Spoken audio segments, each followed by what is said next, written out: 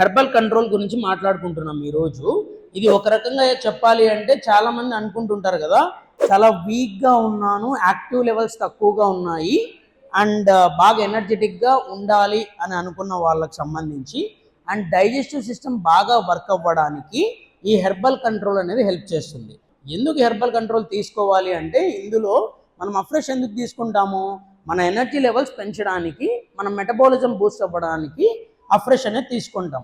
అందులో ఏముంటుంది అఫ్రెష్లో ginger, lemon, పీచు ఫ్లేవర్స్ ఉండడం వలన కాదు కదా, ఏముంటుంది, కెఫైన్ ఉంటుంది.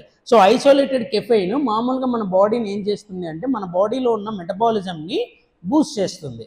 అట్ ది సేమ్ టైము అది ఒక హీట్ కన్స్ట్రెంట్ కావడం వల్ల మన వెయిట్ లాస్కి కూడా చాలా బాగా హెల్ప్ చేస్తుంది.